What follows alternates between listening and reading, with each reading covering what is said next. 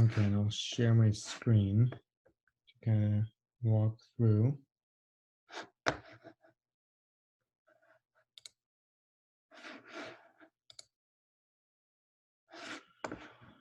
Okay, so what we want to talk about today is how to, first of all, just kind of to remind ourselves where the program was supposed to lead us. What have we done up until now? So, what is the progress up till now? And then talk a little bit about some of the submitted feedback and projects that we are working on. So, to talk about the original program, kind of like where we were supposed to be, let's go through some of the topics that we wanted to cover in the program. So the first time we met, we kind of talked about next generation sequencing, the data itself, how it's being used in a variety of different ways. We took a look at one of the projects. Then we started talking about how do we actually perform something like this. So we talked about statistical analysis, biological interpretation. We talked about finding the data set on NCBI, and then kind of what is a project? How do we know that the data can give us the answers that we're looking for?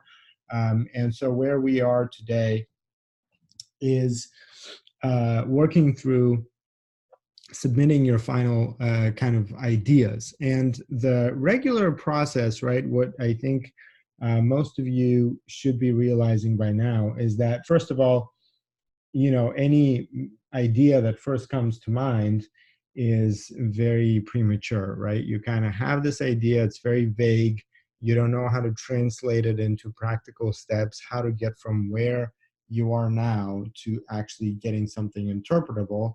You always kind of hope that it's going to be straightforward and simple. And then you start working on it, you realize that, your idea might have to change for this to even work out, right? So I think that's very typical. And what we need to realize is several things about some of these publications that we read. These publications are typically done by a number of different authors. So typically you will see, 2, 3, 5, 10, 20, depending on the size of the project. People in these publications or presentations have been working for a long time on one topic. And so time is definitely a factor here. Not only that, these people have been trying many different things. And so what we see are the successes, but what it represents are many failures. And so we need to realize that when we look at that. And then I think also in terms of just the analysis itself can take a long time just because we have to try many different methods and many different things until something actually comes together. And a lot of times it comes together not because of trying different things or trying different interpretations. A lot of times it's the new data that actually provides us with a clear understanding of what's going on. That data might, for example, include new types of samples, some kind of control that really clarifies what we're seeing. So I think it's important to remember these things as we talk about the projects. And so we are right here today. And the first thing that I wanted to then talk about is kind of what we have done over the course of this time. So everybody started in September, and we are now in December. So what have we covered? September, October, November. We're talking at least 3 months up until now. And I think it's safe to say that we have covered a lot of material. So we've talked about how to process data, how to find processed data, and even if we find a table of expression, now we know what that means. We talked about also what to do with that expression table. And a lot of times that takes the shape of exploratory data analysis. We're not actually trying to prove or disprove a hypothesis. We are just mining data, looking at data to find patterns and trends that might be guiding us to develop a hypothesis, right? First of all, to refine our ideas and to make sure that ideas are very clear from a technical perspective, because then you can really put out a hypothesis that you could prove or disprove in a statistically significant way. And I do want to mention that not everybody, of course, had a chance to go through all of these steps, but enough of you have taken some time to review the materials and try several practical things that we did online. Now, I do want to mention that by this time, right, if we kind of talk about the whole process, we were focused on selecting a project, refining those ideas, playing around with the data a little bit up until you realize what could be done with the data. And so ultimately, we need to have a good project that comes out of it. And maybe by this time, we have 2 or 3 project ideas that I have seen. And so potentially what we might want to consider is whether we create some kind of a team that works on 2 or 3 of these projects. I think that as I understand, everybody joined the program because they're going to be working on a project. So if you weren't able to formulate your idea up until now or try anything, you should consider joining somebody else. Now, if we kind of talk a little bit about what we expect as a result of this activity. What we're really expecting is that, on multiple levels, you would be able to review literature and look at research articles and know and have a realistic understanding of what was done, how, and what is the meaning of this. So I know that a lot of you have thought about different topics in research, and I think that we have all seen how just looking at the meaning of the results, right? That's typically the easy part. You kind of look at the results and you can appreciate the significance of those results. What is typically not so clear are the details of how those results were obtained. And what does it mean from the data standpoint? So we reviewed some of those examples to be able to get an appreciation for how one might perform the same steps independently. And that is one of the outcomes that we're after, right? To be able to read through the methods and understand what was done and see the opportunity to do something with similar types of data.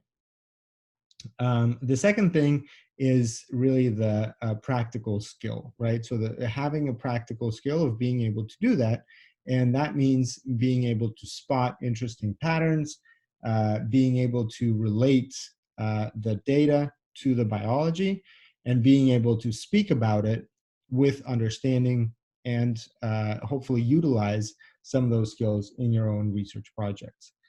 And then the ultimate outcome was, of course, developing your own independent project. And so to speak a little bit about what does it mean to create your own novel and independent project based a lot of times on publicly available data.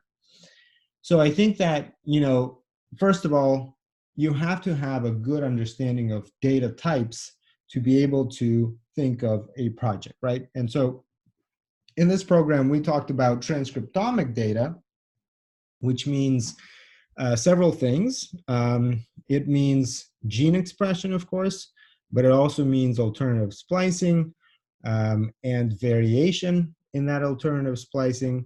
And so what we are looking at are data sets that could be analyzed in very specific ways and combined together, for example, but a lot of that has to be done with a pretty well-defined approach where we normalize data in certain ways and we look for certain types of phenotypic interpretation so that our correlation between genotype and phenotype, or in this case, expression of genes, and some kind of manifestation, in, for example, biomedical manifestation, could be clearly interpreted.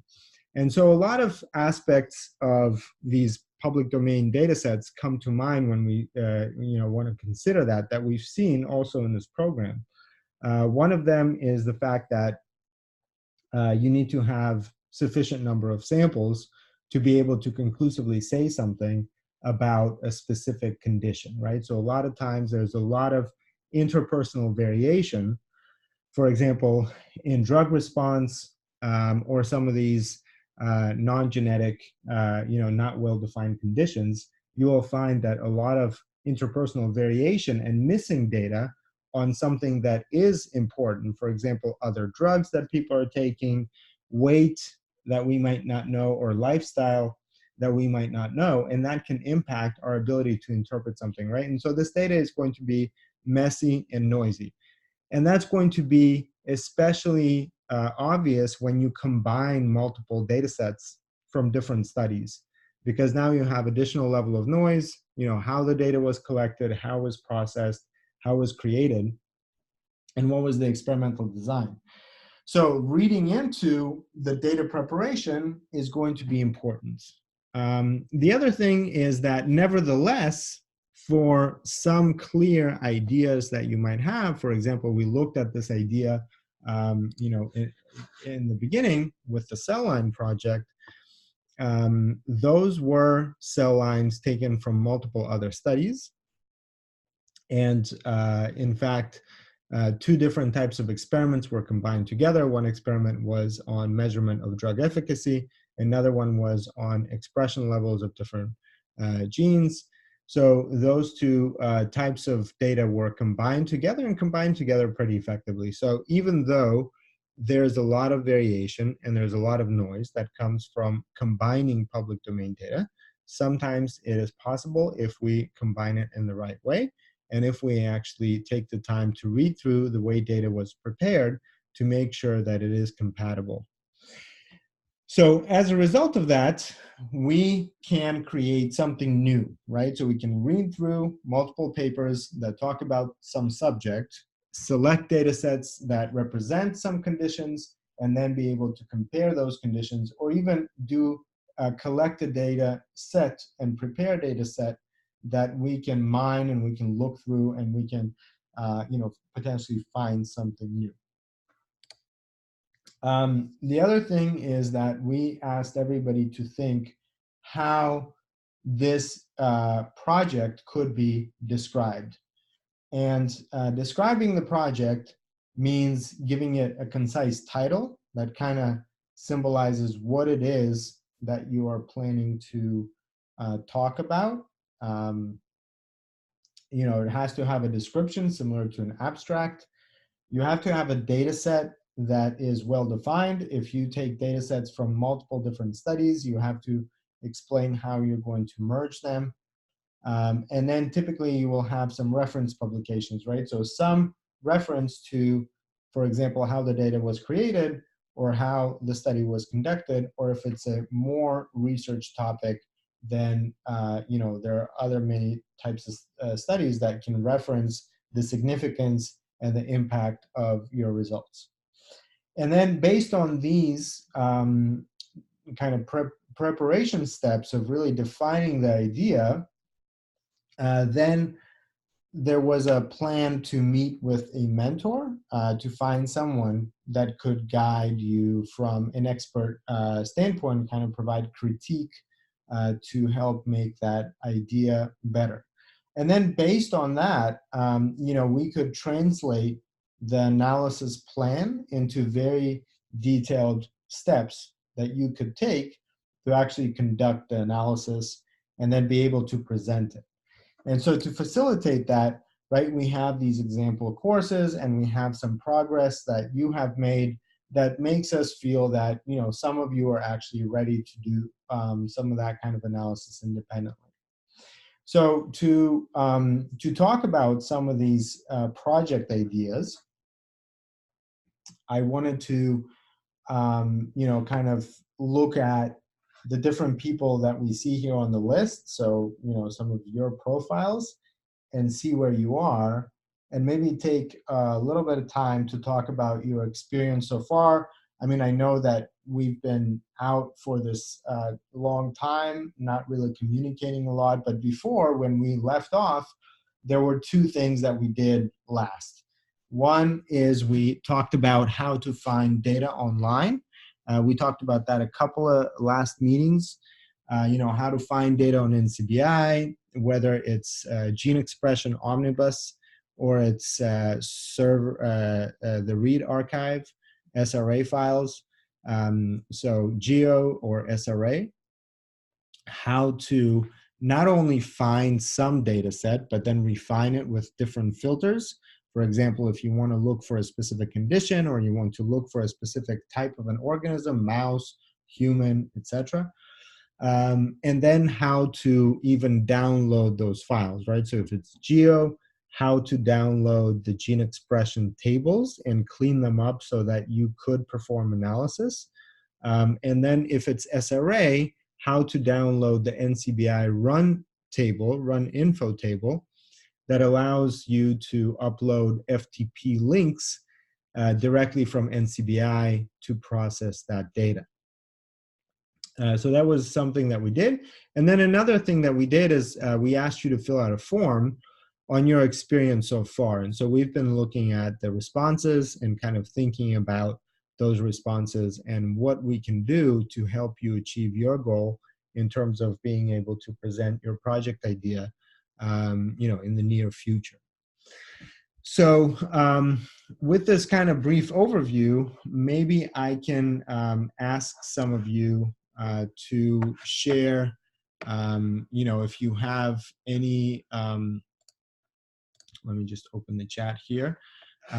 If you have any anything that you want to add to what I've said, I'm going to pull up, some of your responses here, and just, without mentioning names, go over some of what you've shared already in terms of the experience that you have so far going through this course.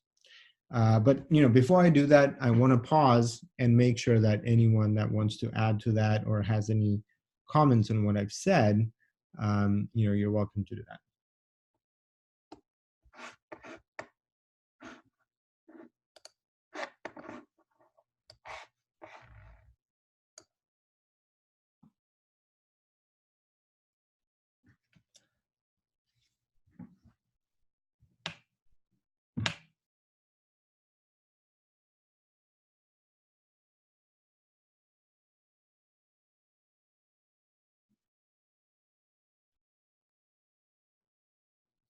Okay.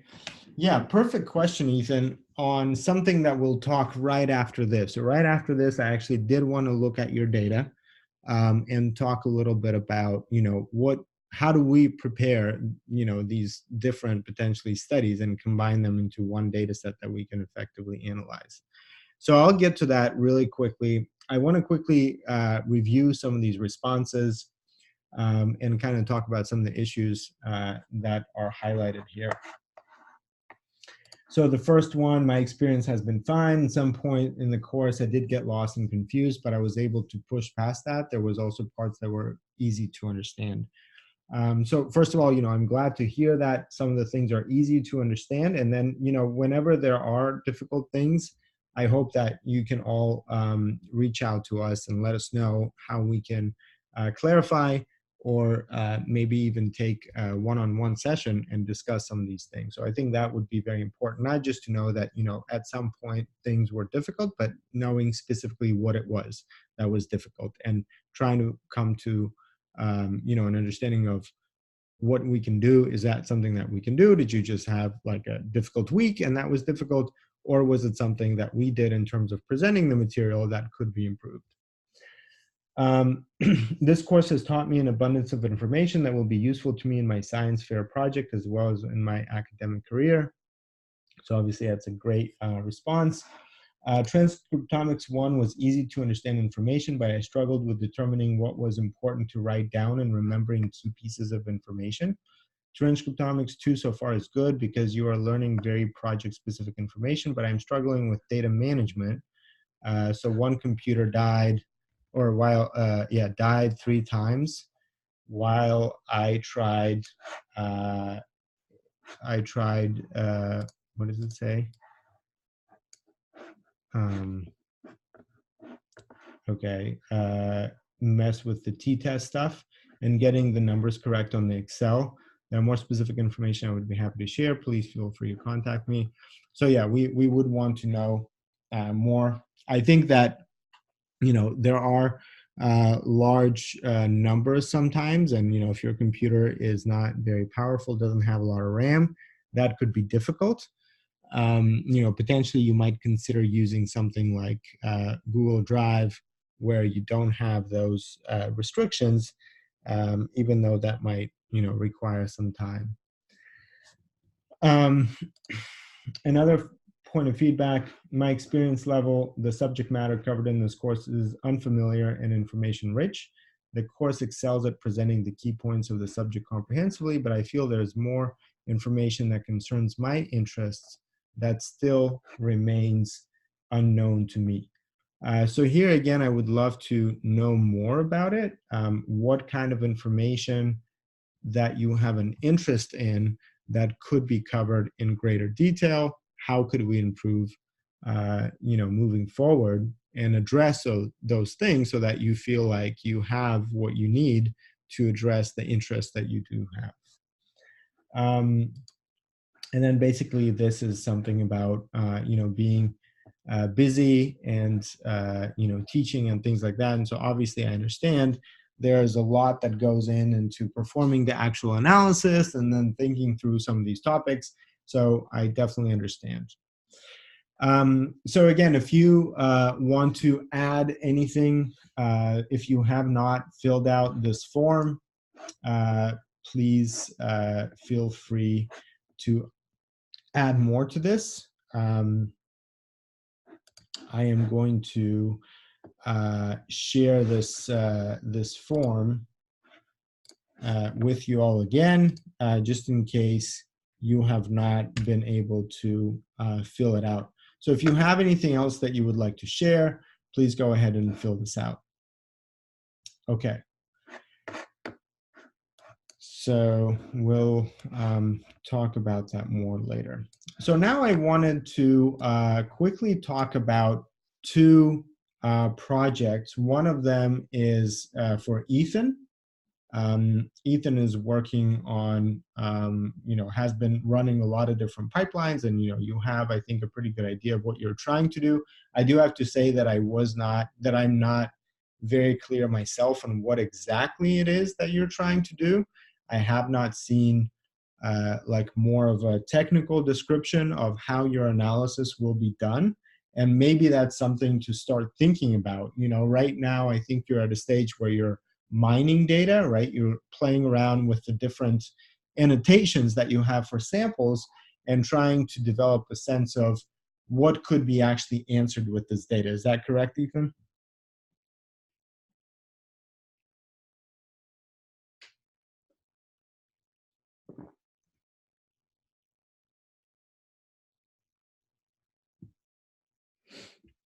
And I don't know if it's possible, but potentially you could unmute yourself and we can talk through this a little bit so that I have a better sense of what you have in mind.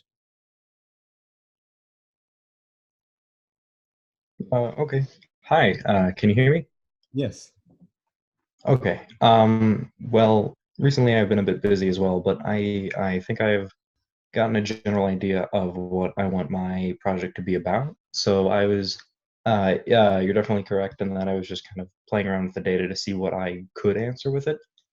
And sorry, a lot of the data had information on sex, age range, and tissue location. But a lot of the data was kind of all over the place. So I was thinking of looking at each data set individually and evaluating each one on my own, and then trying to compare the results of, or just generally trying to find genes that were expressed in one study and microRNA or another study. One study that I had talked about um, gene expression or miRNA expression changes in response to treatment. I think you went over that one once here. Mhm. And I was going to look at the miRNA changes and see if that somehow related to the genes that seem to change in the other studies, and see if I could find any overlaps between the different studies. Okay. Yeah, that sounds very good. So, when you mentioned earlier that you had these two different studies and one had FPKM and another one just read counts, do you know Mm-hmm. where, like, could you point me to those geo data sets or wherever you got that data? Yes, I will grab those real quick. I think I So have them both bookmarked. in the meantime, while you're looking at, I just wanted to show this is one of your, later PCAs that you ran. Do you Mm-hmm. recognize this image? Yes, I do. And so are these, so for example, all of these are NMDM and then NCM, and they are separate. And then all of these seem to be the ACM, DCM. Uh, yeah, that was one of the things that made me think that I should separate. I should try and do a factor analysis between um, male and female, and then responders or people diagnosed with depression and healthy controls. And could But you tell me I here, should separate it. yeah, could you tell me here who is who? Yeah, I think I'm not that well versed in biology, but the first letter corresponded to the brain region where the tissue was taken, Uh-huh. and then C or MDB responded to the phenotype of whether they had depression or they were a control, and then the last letter M meant that they were all male. So this made me realize that I should probably separate each thing by brain tissue where the samples were collected, and then do the factor analysis on each one individually. So there are three types of tissues here, right? Yes. And so definitely N, whatever that stands for, is different from A and D. Yeah. And have you tried doing a PCA of, let's say, just this group or just this group on its own? I haven't yet, but I was thinking of doing, as I said, a factor analysis, but then I got a bit busy with school, and I was going to go back into it more this weekend and try and make the data. I worked on making the data easier to do a factor analysis with, and then I was going to work on it again more this weekend. Okay. Well, yeah, definitely the factor analysis in this case makes sense because you could say, okay, if my factor, one factor is tissue, another factor is treatment versus control, right? How do I forget about the impact of tissue and just look at treatment versus control? Mm-hmm. The other way of doing it is just separating it into two groups, right? You can just separate, at least here, just by Mm-hmm. looking at this PCA, we could say, okay, let's forget about these for a second. Let's just take all of this and separate it into treatment versus control. And then check within your differentiation. So when you actually look at the profile of expression, to take a look at whether there's a lot of variability inside each group. Obviously, the more variability, the more difficult it is to come to conclusive observations. And if you can see that there's, sort of uniform patterns, that's okay. If not, maybe you can separate it again into two groups, right? And that way you will finally get to a point where you can say, because, if you think about it, differentiation in tissues is very significant. If you take a look at, for example, cancer data, and you take, let's say, breast cancer, lung cancer, and I don't know, skin cancer, what you will see is that they primarily separate by tissue type. And this is, even though cancer is, very strong, strongly kind of takes over the regular processes in a cell, so it has a big impact on gene expression. But nevertheless, you do see even a stronger difference between different tissues.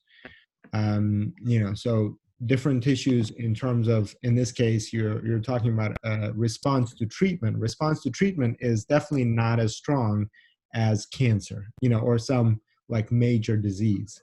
If major disease is weaker than difference between cancer and normal, then obviously treatment versus not treatment is going to be less obvious in terms of how many genes it affects, right? Because this shows you variability based on all the data that you have.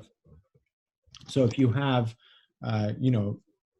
20,000 genes or 30,000 genes that you're looking at, and let's say 100 of them are affected by treatment because it's a pathway, as opposed to tissue, that might be thousands of genes that are affected by differences in genes, in tissue types.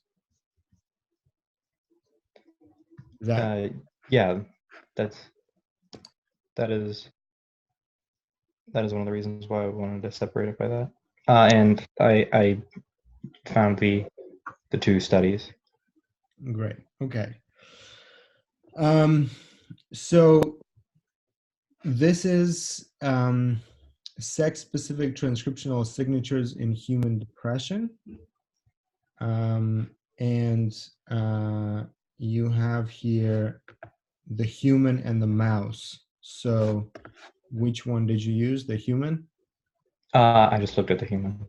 Okay. Yeah, and it does say here FPKM. Let me just take a look at the other one. Gene expression data updated. So let's see, what is it that they did here? Human RNA-seq of human postmortem brain tissues, clinically annotated transcriptome. Okay, does it tell us anything else about what the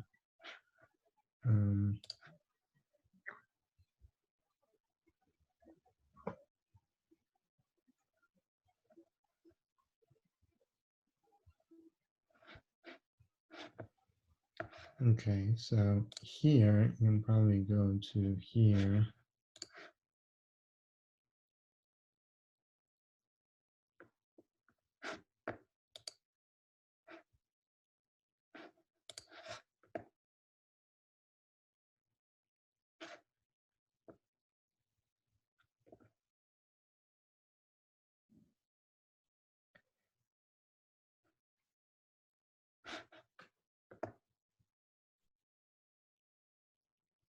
And so this is not the data that we're looking at in that PCA, right?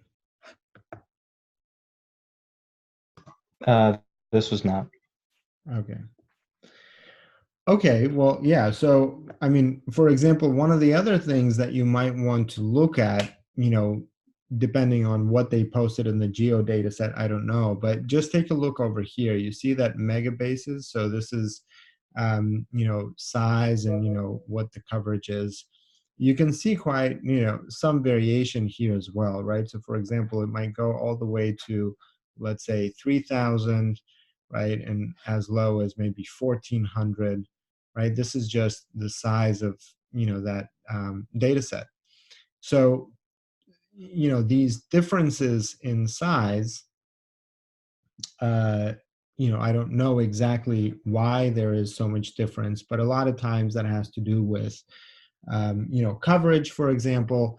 And so normalization plays a big role. So whenever you get this raw count, as you remember, do you remember what FPKM stands for? I think it's fragments per kilobase per million. And do you remember what that means?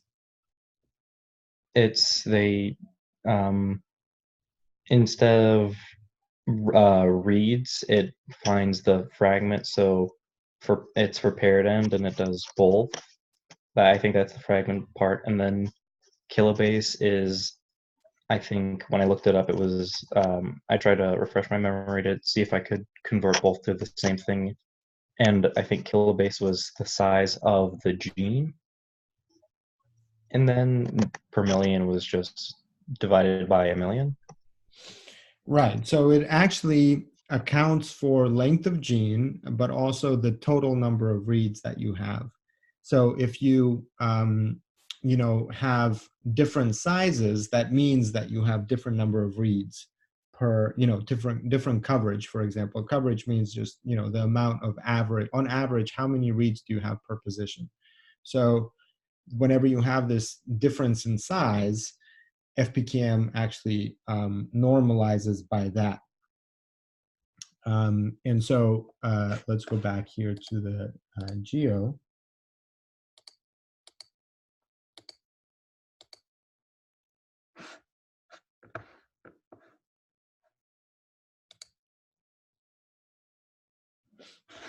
Let's just take a look really quickly what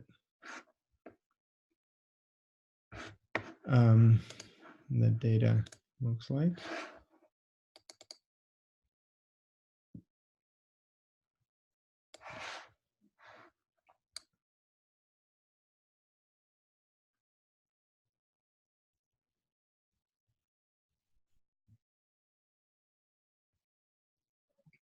Oh, I think the read count data is the same study as the PCA. Oh yeah, okay. So this is what it looks like. And then is this what you were mentioning in terms of just really big numbers? Yeah, the other one had 0 and then a lot of 0.0 and a lot of digits after that. And these had up to like hundreds of thousands. Right. So it could be that there is also, I mean, this could be still FPKM. The other thing that people typically do is what's called log normal transformation. So what that means is you have a sample, and let's say you want to understand what is my distribution of values per sample. So you can create a histogram to look at that. So you can see what my histogram looks like. A histogram shows distribution of values by bins. So right here on the x-axis, you have bins. So for example, from this number to this number, that's a bin. And what you have on the y-axis is how many. How many of these numbers do you have? So what can you tell me about this histogram? A lot of the genes fall into the first category. Is Right. that So what this that's is, saying? yeah. So all of the genes, the majority of them, right, are between 0, which is this first bin, and potentially up to, it's something like 4,400. And, here you have something that is like well, what is this? 440,000, no, 4,400,000. So what it means is that this is not normal distribution. This is skewed distribution, right? It's all kind of like the majority of your numbers are towards 0. And how would I convert this to normal distribution? Normal distribution looks like a bell curve. So it will have the majority of your numbers in the middle, and then it will have a slope here and a slope here. You can do that by what's called log normal transformation. So all that means is you just convert all the numbers to natural or normal logarithm. And the way that you would do that, it's a lot of samples. Go to the end here, is, obviously you don't have to do this in Excel, but I will just show this in Excel. So you can, just for example, you can do a logarithm of 0, right? But logarithm of 1 is 0. So if you do +1, that will give you the value in log scale. So now if we take this, you see how it appears like you have the digits here? Yeah. Mhm. So let's just get to the end of this.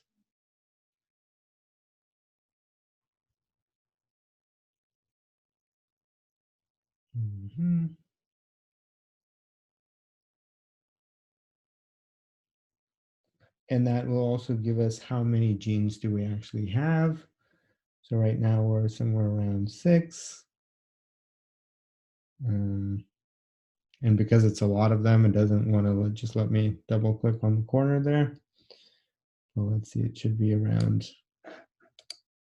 I think what we can do is just also copy and maybe paste it. Okay, so we have a total of 67,906.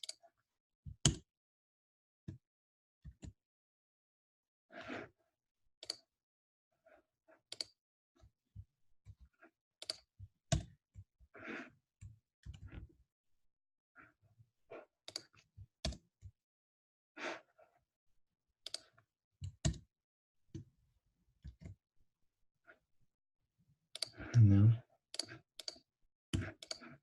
Oh, there. Okay. Okay, so now let's just check what is the distribution here. So again, we can insert a histogram. Okay, and still it looks strange, but it looks better now, right? Now the amount of your data, like the spread of your data, and this actually, I don't know what happened here, is a little bit strange, but you can take a look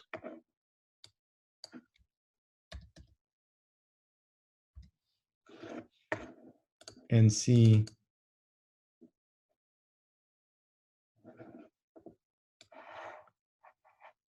different. So this improves your ability to detect differences, and especially it's important for the different downstream analyses that you will do with the data.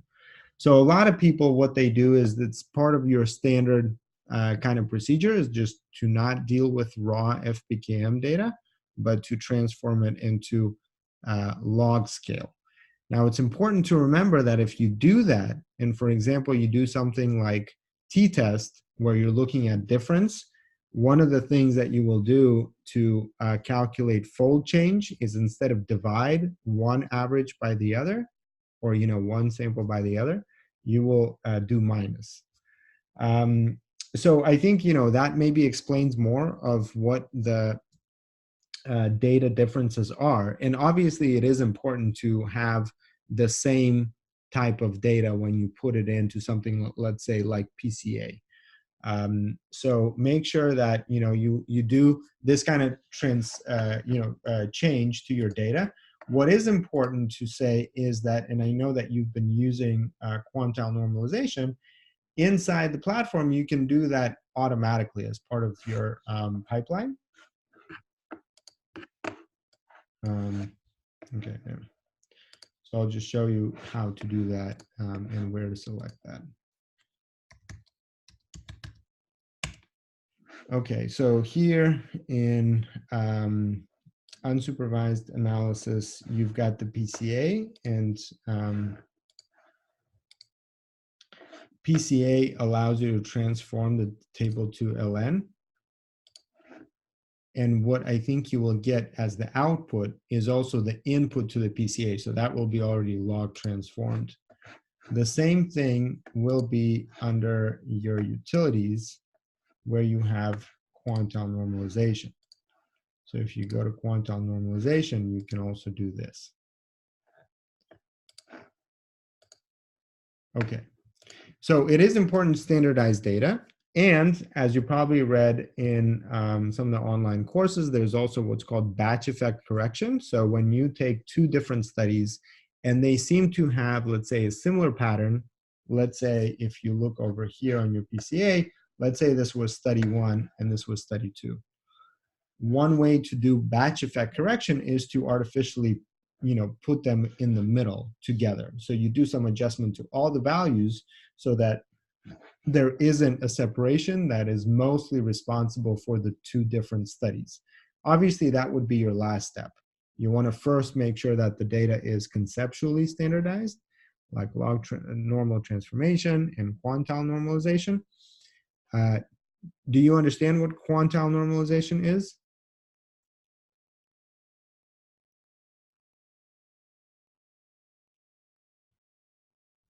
Ethan? Yeah, doesn't it normalize all the values so that there's not as much distribution from the center? Well, no. So quantile means numbers, right? Like 1, 2, 3. That's your, like 2 would be your quantile. So, it's the order of numbers. So what you do is, let's say you've got 10 numbers and I have 10 numbers, but my highest one is, let's say 100 and your highest one is 50. So quantile normalization will keep the order of numbers, but make the distribution the same. So instead of my 100 and your 50, both of ours will be 75. And then everything inside, your next number was 49, my next number was 99. Well, those numbers will be normalized, but they will be in the same position in terms of their like numerical position, the order of that number. See what I'm saying? Yeah. Okay. So yeah, so those are 3 techniques, right? So log normal transformation, quantile normalization, batch effect correction, and they can help us standardize our data when you're sampling from different studies. In terms of the design, after you've played around with this data, I think what would be very useful is for you, for yourself, to be able to express those ideas in, let's say a title and an abstract. This is what I'm studying, and this is how I'm going to get there, right? So let's say impact of treatment against depression on what, right? I don't know. But if you can formalize it and then say, okay, to study this, I have microRNAs, I have genes, I know that they are related. MicroRNAs regulate genes. So my hypothesis is that I will be able to find some pathways that have both, microRNAs are involved in pathways directly and indirectly. And so you have the ability to know, to kind of take your understanding of the biology of microRNAs and find how that might affect specific genes, and how differentially expressed genes in one study might be explained by looking at differentially expressed microRNAs. You can also do what's called network analysis.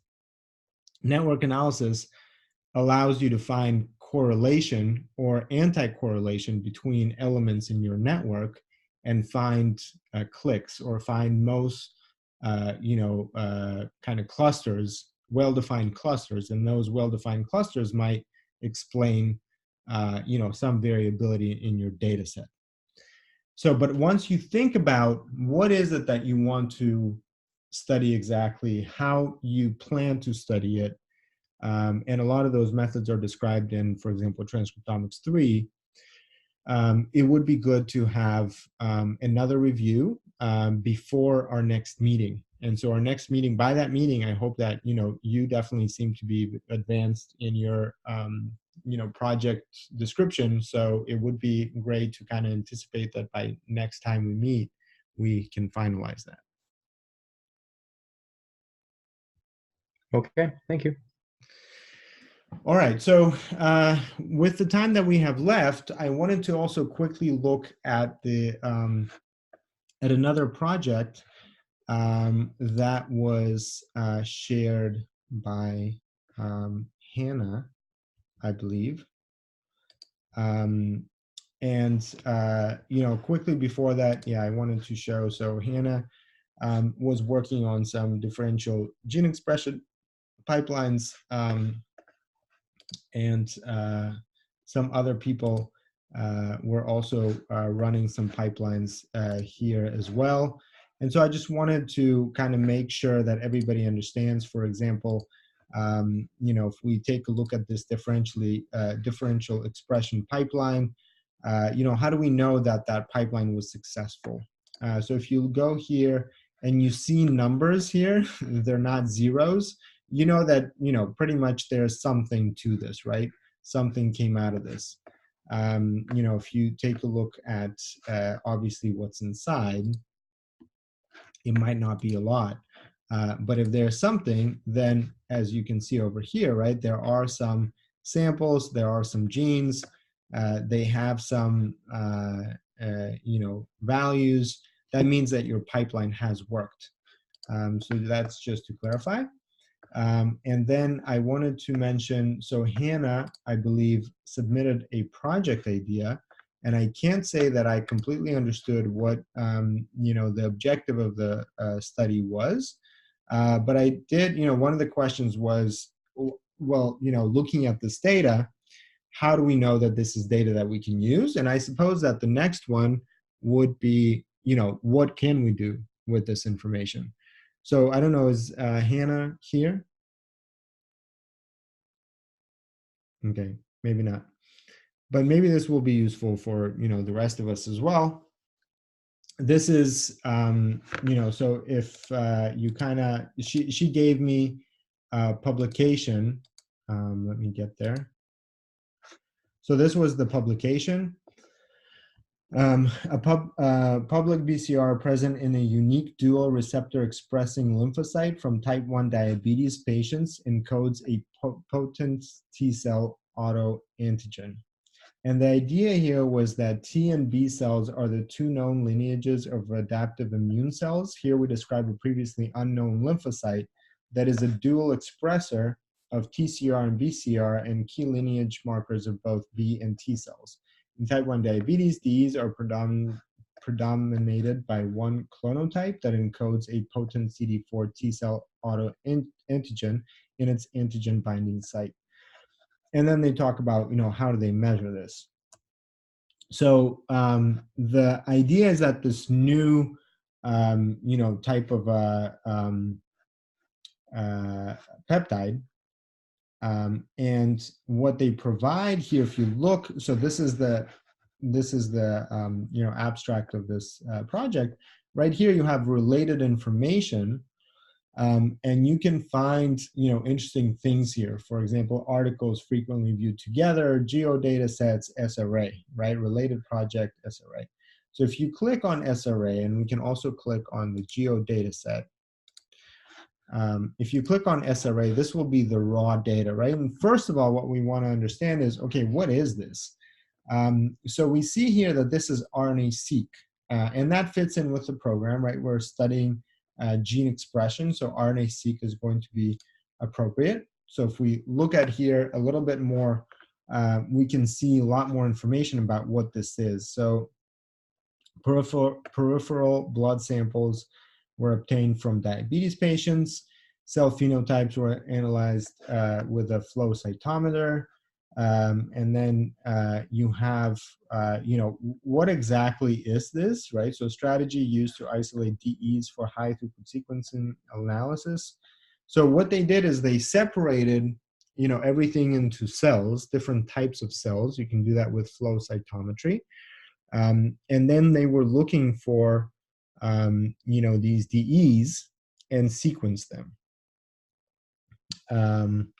And so you can see then what, the result, if we go back and we can download here TXT, so table of expression of these 77 samples. And if you download that data, or at least if you look at the description of that data, this is the description of that data. This is the SRA run table. You can see all the information that they provide here. And one of the things that they tell you is, basically T cell, B cell, or dual expressor. So you do have three groups here that you can naturally compare. I haven't really looked too much into this to know what other data is available for the patients that they took this from. Because it says that, these are all from type 1 diabetes patients. But I think, we can definitely look more into, what this actually, what is known about these different patients. So, here you can essentially go right here and do run info table. And this run info table you can use directly in the platform if you would like to generate your own table of expression. If not, then of course you can use the geo data to download that data. So again, this was mostly what I wanted to cover in this session, to talk a little bit about, what we've covered in this program, where we are in the program. It's important to remember that, very soon everybody's supposed to have finished the program from the standpoint of learning about the different methods and trying to run some of these predefined data sets that we provide you to understand how it works and what does works mean. And then, after that, as you consider your own data set, by this time, you should be at a point where you're playing around with the data enough to get a sense of what's in it, where you might fall into, not enough data, not very clear differentiation, some kind of adjustments to the data that you need to make, and then be able to define what steps of analysis will you take to be able to ask specific questions of the data. And then, of course, you will get a result. And that result is only the beginning, because then your challenge is going to be biological interpretation. Again, I'm very happy to find a time to speak with any one of you about your project status and make sure that you can either do some kind of literature review or metadata review. If you're not ready to do a full project, I think you will benefit from that. If you're ready to do a project of your own, and we can find process data, that could be done fairly quickly. If we can't find process data, you do have to start, lining up those analysis pipelines, because obviously it will take time to analyze that data. But in any case, if you are interested in getting farther along, I'm happy to help and see how we can do that. If you have not replied to that form yet, then please do so. That will help us refine the materials that we have, rethink how we should approach this to help you get to where you want to be with a project at the end of this program. If you have any questions, I'm happy to spend another couple of minutes here on answering questions. And if not, that is all that I had for today.